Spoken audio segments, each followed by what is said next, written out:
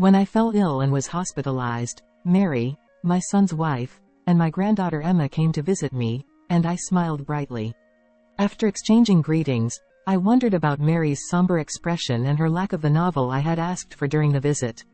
Mary, with an unnatural gaze, eventually mustered the courage to speak to me, but just as she began, Emma energetically interrupted by jumping onto my bed. Emma asked, "Grandma, will you get better after the surgery?" I replied reassuringly, "Oh, it's nothing serious, just a bit tired. But seeing your face has lifted my spirits." As I smiled and flexed my arms, Emma smiled happily too. After peering at my face for a while, Emma fell silent, her beautiful eyes looked thinking real serious. While continuing to smile, she asked me, "Hey Grandma, do adults laugh when they're lonely?" Surprised, I asked, "Huh? Why?" But Mary hurriedly took out her wallet from her bag. She gently lifted Emma from my bed, handed her some change, and said, "Emma, go buy some juice," before sending her out of the hospital room. With a solemn expression, Mary then approached me and began recounting what she had just witnessed. "My name is Nancy. My husband Jason and I are both in our 50s, and we've never fought since our younger days, recognized by all as a loving couple. I call myself a freelance writer, specializing in travel-related articles. I've always been fascinated by the sound of the name, freelance writer, and now, I find myself immersed in writing, taking on assignments I find online. Jason works for an online gaming company, handling tasks like system development. But his job keeps him incredibly busy, often leading him to spend nights at the office when deadlines approach. We live near our son and his wife, with whom we share an excellent relationship. John and Mary often invite us for overnight trips and outings, planning activities that we enjoy together. Our granddaughter Emma always says how fun it is to be with Grandpa and Grandma, which never fails to bring a smile to my face. However, Jason always declines our son's invitations, citing his busy work schedule, leaving both me and himself disappointed. While our schedules rarely align for us to share meals, I deeply appreciate the hard work Jason puts in for our family, often working late into the night. While my husband works tirelessly from early morning to late at night, sweating it out, I enjoy the freedom of being a freelance writer without being bound by time constraints. It feels unfair to indulge in leisure trips with our son's family when I have the luxury of spare time. Sensing my sentiments, Jason always smiles with deep wrinkles etched on his face as if carved with laughter lines. "Work feels like a hobby to me. So you don't have to worry about it." "Yeah, thanks always." "So, where are you heading for our next trip?" "Well, next time, it's to a tourist spot that has seen an increase in visitors lately." Jason listens to my talk with a smile, nodding occasionally and interjecting appropriately. He's a great listener, sometimes showing surprise, sometimes nodding with deep interest.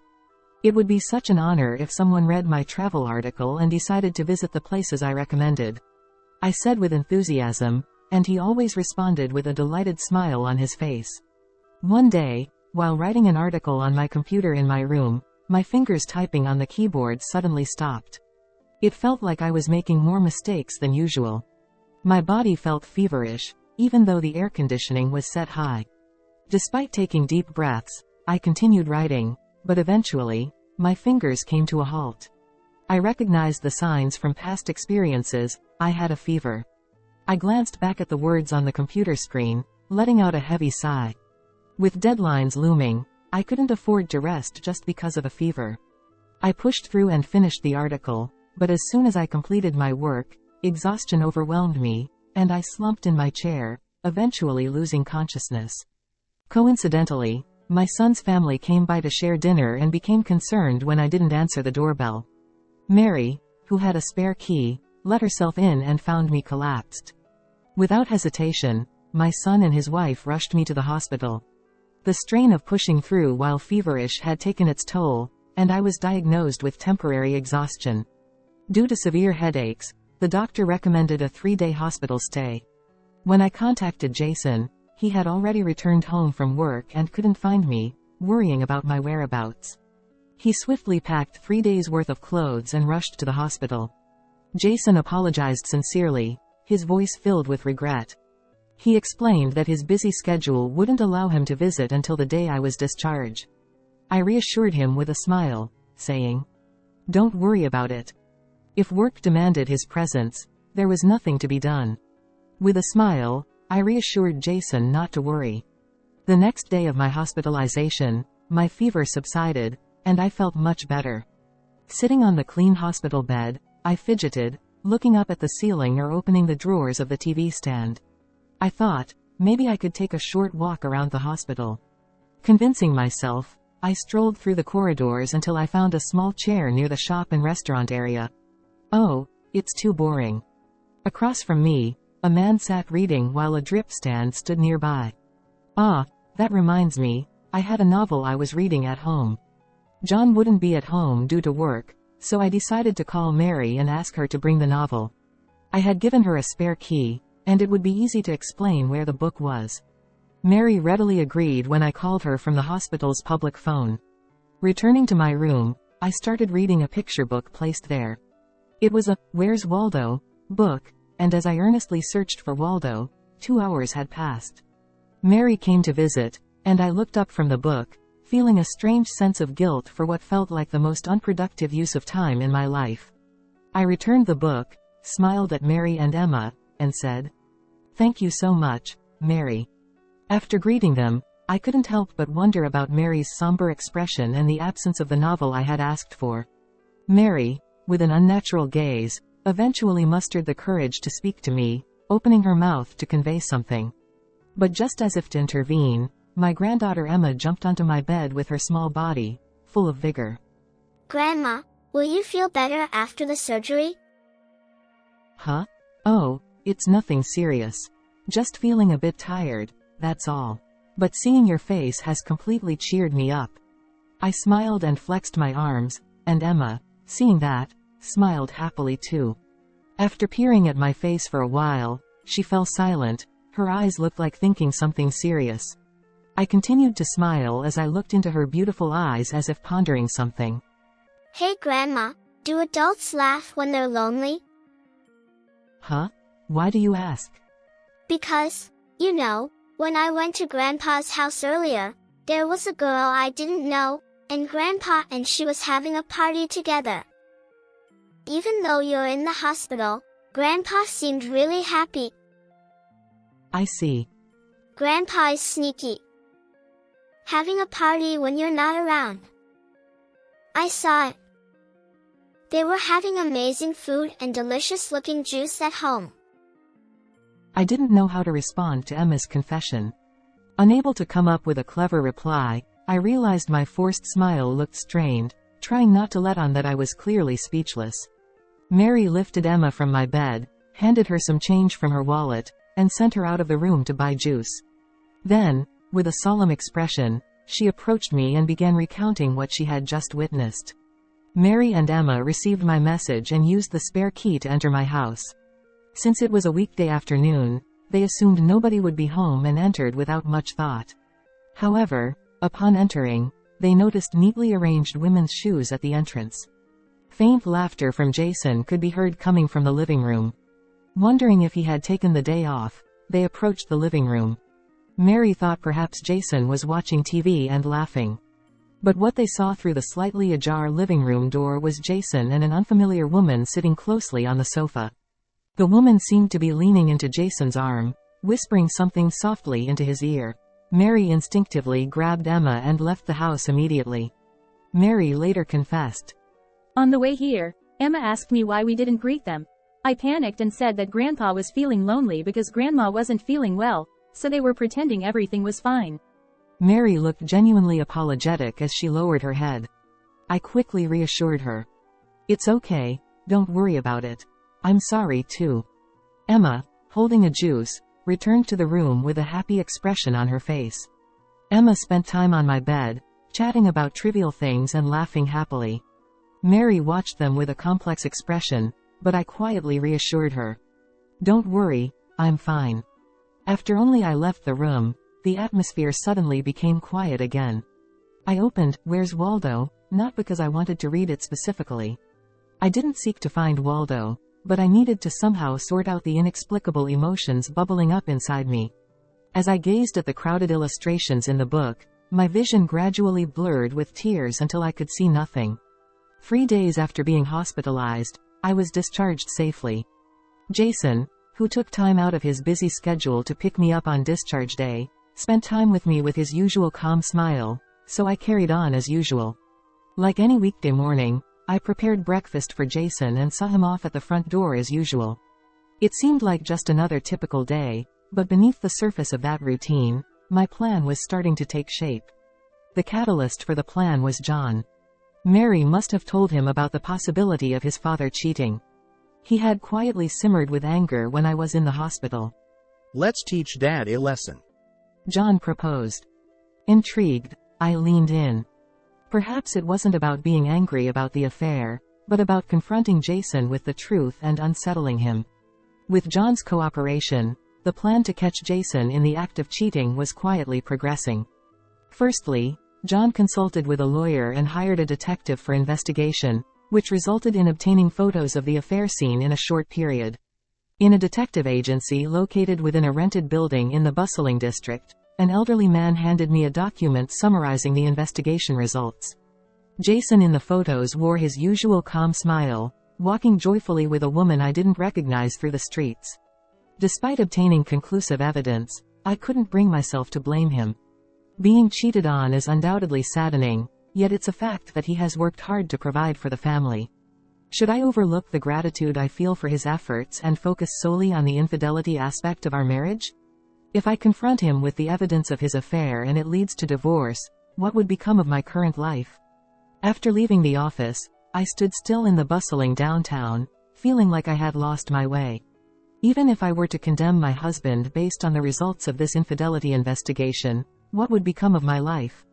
With such uncertain future looming over me, I sat facing my computer in the living room. My job as a writer consisted of small articles and columns, but I wondered if I truly earned trust by persisting in it for so long. The requests never stopped coming in. Yet, as I reread the finished articles and columns, I let out a deep sigh. I didn't believe I had the talent as a writer anymore.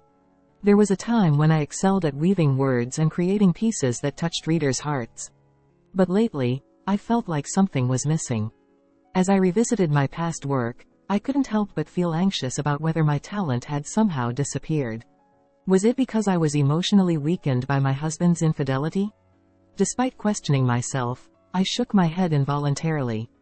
It wasn't that I had changed. Perhaps, in this process of searching, adversity and setbacks were necessary. When I first started working as a writer, it was incredibly enjoyable. Transforming my thoughts into words and having someone read them brought me immense joy.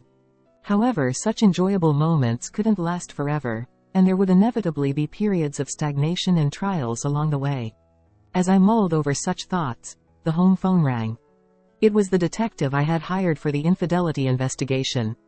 Though his face was mostly a blur, I remembered his air of suspicion. Without much preamble, the detective asked, "Have you read the final line?" I haven't really gone through it thoroughly," I responded. The detective explained. "Given that my task was an infidelity investigation, I initially thought it unnecessary, but I happened upon an intriguing fact. If you aren't aware, I presumed your son wouldn't be either, so I subtly included it in the report." "Ah, I see." The detective continued. "Due to my profession, I've conducted numerous infidelity investigations, and the behavioral patterns of cheating men are almost identical. It's likely due to similar brain structures. However," I could discern the detective's amusement as he chuckled over the phone. "your husband's behavior has been peculiar since the first day of surveillance. Normally, my job would be to capture evidence of infidelity and call it a day, but I had a discussion with a lawyer, and given our firm's 10th anniversary, I decided to extend the service." The detective explained. After hanging up, I revisited the infidelity investigation materials. As I read through the contents, I took a deep breath. I couldn't help but feel deeply affected by the words my granddaughter Emma had said to me. Her clear eyes, devoid of any doubt, had posed such a straightforward question: why do you smile when you're lonely? A month later, I informed Jason that I was going on a trip with my son's family and smiled at him as he saw me off at the doorstep of the house. Pulling a lightly packed carry-on bag, I headed towards the station. Drifting aimlessly on the train, I gazed at the scenery passing by the window. In my youth, trains were always our mode of transportation for dates with my husband. Until we got married, we never owned a car, so we always met at a quaint cafe near the station, known for its specialty teas. The menu meticulously listed names like Candy and Dinbra alongside each type of tea leaf. We'd both arrive 30 minutes before our usual meeting time, and he always ordered Maloo tea. Maloo, derived from the hibiscus flower, brewed into a blue tea reminiscent of tropical seas, accompanied by thinly sliced lemon that, when lightly squeezed, magically turned pink. Beautiful, isn't it? My husband murmured, looking not at the beautifully adorned Maloo tea but at me. I couldn't help but smile wryly at his usual remark.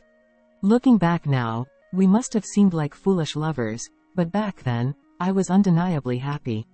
Despite the anger and frustration of being cheated on, what comes to mind is always Jason drinking Maloo tea back then. I enter a cafe without much thought, looking for something familiar. Maloo tea isn't on the menu.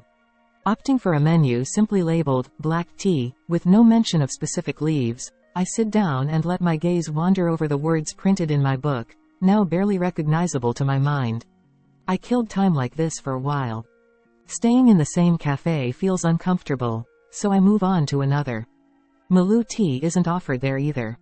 I wander the streets absent-mindedly, entering random cafes that catch my eye.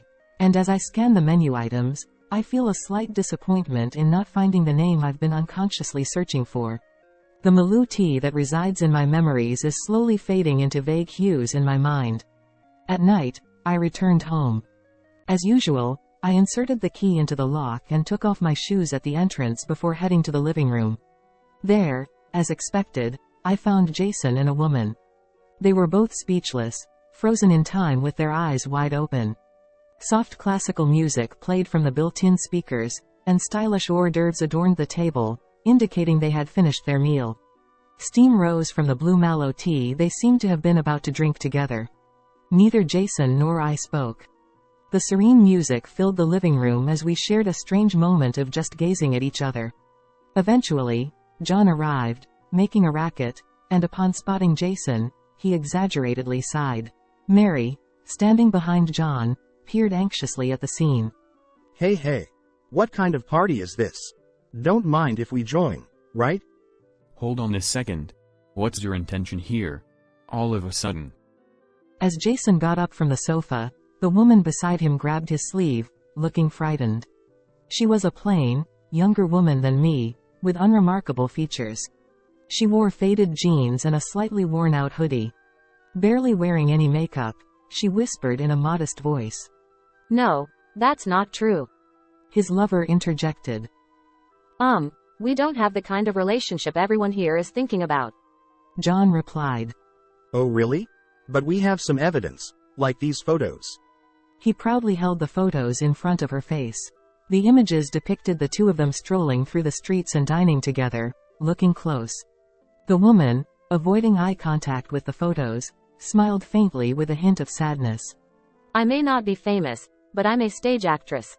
She confessed. Jason explained. Yeah. She's an actress. And she's studying cheating experiences for a role. That's why she's giving acting lessons on infidelity. Don't get the wrong idea. Surprised by the unexpected revelation of her being a stage actress, John and Mary exchanged glances. The woman calmly explained the sequence of events. She admitted to having meals alone with Jason in this house and engaging in activities that resembled dates in town. However, she insisted that it was all part of her role preparation as an actress, with Jason's cooperation. There was indeed no concrete evidence proving a romantic relationship between Jason and the woman. When I asked why Jason would cooperate with such a thing, the woman, who had seemed plain until then, suddenly gave me a seductive look. Wasn't it because he felt lonely? She said. Lonely? Jason said so. His wife is always traveling and doesn't pay attention to him. He said he doesn't have time to be with his wife because of work. I knew that whenever I, who usually works from home, mentioned going on a trip, Jason would take advantage of the opportunity to invite the woman over to our house and indulge in luxury. He often tells me he has to stay at the office for work, but I know he's actually meeting with the woman. I know that when Jason always says he's busy with work, it's all lies. He actually finishes work on time every day and spends his evenings out late playing around. I know that every kind smile from my loving husband is a lie. But if I were to confront him about all of this now, everything would break and disappear like bubbles. Was I under a spell from the moment I met him? That mellow tea we drank at the cafe felt like magic. It was so beautiful. If I were to leave this place now with a smile, saying, "Oh, it was nothing, sorry for misunderstanding," it would be like giving tacit approval to his affair. Struggling to find the right words to respond, Mary comes over and embraces me. Nancy, it's okay. Don't force yourself. People don't pretend to smile when they're feeling lonely or sad. Those who wear expressions opposite to their emotions are usually lying. Despite it being baseless, Mary's words made me smile involuntarily. Right, that's true. People don't smile when they're lonely. I can't imagine living as a partner with someone who justifies filling the void in their heart by pretending everything's fine with a smile. This is fine. I've been pretending to be fooled by Jason's kind smile all this time. Acting as a foolish wife. Perhaps I've been deceiving myself into believing I couldn't live without it. Always a housewife, continuing a hobby-like job, I've become too accustomed to living comfortably and have almost forgotten how I truly wanted to live. Maybe it's time to think more realistically about publishing what I learned during my travels as an article for the world to read, and to envision a future where someone would read it. Turning away from my always gentle and kind husband, I must now become independent. I can't believe his lies anymore. I'm divorcing you, Jason. I declare. I've told you multiple times. It's a misunderstanding. Just because I'm helping her with her acting practice doesn't mean it's evidence of cheating. And I can't afford any alimony. Well, it may not be enough evidence for alimony in court. But John and Mary are on my side. And even our relatives wouldn't side with you given the circumstances. Jason gives a resigned smile and runs his hand through his hair. Suddenly, I hand over the dossier from the detective's investigation and point to the contents. Looking down at the part 1 pointed at, Jason's fake smile finally fades, and his face turns pale. It's unrelated to the affair investigation, but it's Jason's savings balance that the detective uncovered. His savings exceeded $1 million. So, you won the lottery a year ago. Congratulations. $1 million is quite impressive. Well, this is. You've also been returning home from work on time every day and taking a lot of paid leave, it seems. Did you think having money would make everything okay if your affair got exposed? I glare sharply at his mistress. Even in a normal divorce, I'd get $500,000. If you don't admit to the affair, I'll push through the courts no matter the cost. But if you admit to the affair here and now, I'll only go after Jason for alimony. You were after Jason's money anyway, right? After a moment of contemplation, the woman nods slightly with her head bowed. It seems John and Mary are struggling to keep up with the sudden turn of events. So, to put it simply, I'm divorcing Jason. That's all there is to it. After that, the divorce was finalized smoothly, and alimony was paid. Property division was settled, and although Jason was left with a substantial amount of money, he had already lost motivation for work after winning the lottery and was demoted to a less significant position. The woman he had been dating for a while also decided to break up with him as Jason's financial situation deteriorated over time. Since her name never gained much recognition in the public eye, it seems she spent her life without achieving much success as an actress.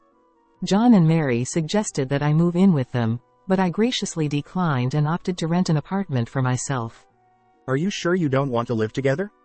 John asked. With all the money I have, I could travel around the country freely. I replied. I'm determined to live my life to the fullest from now on because it's my life. Pretending not to see someone's true colors or turning a blind eye to lies doesn't suit me anymore. I intend to communicate my thoughts clearly to those around me in the future. Currently, I'm enjoying my new career as a traveling journalist, a job I had given up on for years due to household chores and child-rearing responsibilities. I receive replies and supportive emails from readers, along with letters like, I visited the same place. Each time I read them, my once blue-tinted heart gradually turns into a warm red, reminiscent of lemon-infused mallow tea, with a hint of lingering sourness but clear warmth spreading throughout.